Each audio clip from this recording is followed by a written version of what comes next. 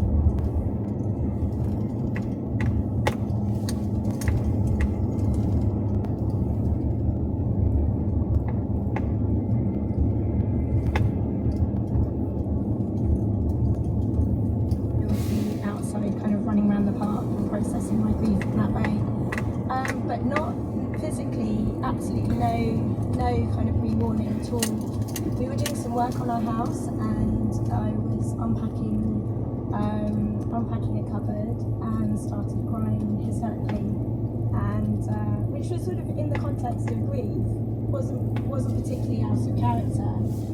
But what happened next started to make me feel perhaps something was unraveling. So I sort of I moved out of the room and went into the living room where my two children were watching television, and sort of sat down with them and started laughing hysterically.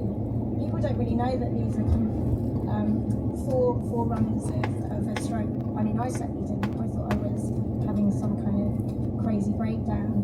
And my son, who was 10 at the time, was just like, "Mum, are you okay? Like, you sound odd." And so I thought I'd better take myself out of this situation, because this is quite unnerving for them if I'm behaving strangely. So I went upstairs and realised that something was going wrong. I took a book out, and it's really wonderful that I'm here with two fantastic writers, because I think reading was this moment where I had this realisation of disconnect, because I could read the words on the page, but what was coming out of my voice was just not what was on the page. And it still makes me feel very, you can hear the shake in my voice. It's a horrible feeling to be not in control of your body in that way, and to not have any understanding of what's happening. I went downstairs, dinner was ready, my husband called for dinner, and I was too scared to open my voice for what might come out. And my son said again, like, "Mummy, are you able to speak properly again?" And at that point, my husband was like, "What's going on here?" And he's a chef. He's first aid trained. He was sort of like, he knew all about the fast face, arm, speech, time, and sort of called the paramedics straight away. But at that point, I was probably coming in and out of what's called TIAs, which are like, yes, exactly. They're sort of, they're not, they're where oxygen to the brain is kind of momentarily stopped. So it has the same appearances as a stroke, but it's not a bleed on the brain at that point. But who knows what was happening? The point is, at that point, it's all about getting to the medical attention that you need. So the paramedics came, and actually at that point they were like, "You seem okay." But they turned to my husband and said, "If you have any doubt, and if you know what you've seen, and if it doesn't feel right, go to A&E straight away." And it was there that I think the bleed happened. What I was in, I mean, to be like in an incredible hospital where it was all about those who, Ashley was talking about the people who have at these times of crisis and times of trauma have spoken up for you and advocated for you. And I think I will never forget. I don't know who it was, but in the stroke unit at Royal London Hospital, when I still thought at this point that I was having a panic attack, crazy way. I thought I was like, I'm not having a stroke, I'm having a panic attack. Did you think at one point that you were having a stroke? Did it enter your head? I think there was discussion around that, but it was that certainly the paramedics were like, it could be, but she seems okay, so just follow through. But I remember lying in the stroke unit at Royal London Hospital, and I could see the stroke consultant, because by that point that's what they were looking for, suspected. And I could see him on the phone getting permission to admit me for an MRI. Maybe I could lip read or something, but I was like, I think that person is advocating for me. And it was just such a, I'll never forget. I don't know who it is, but thank you. I know that's part of the program. But thank you, whoever you were, because you made that call, and I got the care that I needed from the NHS in that moment, which was incredible. We'll talk about your recovery garden in a moment. But what about your own recovery from the stroke? How was that process? I think, well, when we talk about the garden, we'll talk about, I'll very much talk about how it is informed by the recovery. Fast happens really, stroke happens really fast. You know, it's there. I always talk about it as being the physiological equivalent of being hit by a bus. It's like you come from nowhere, and it's a brain injury. So it happens really fast. But what I experienced in terms of the recovery was that it's very slow, it's very personal. It takes many forms for different people. It's something that you have to own, and I think that's certainly been my experience. Physically, I repaired. My voice came back quite quickly.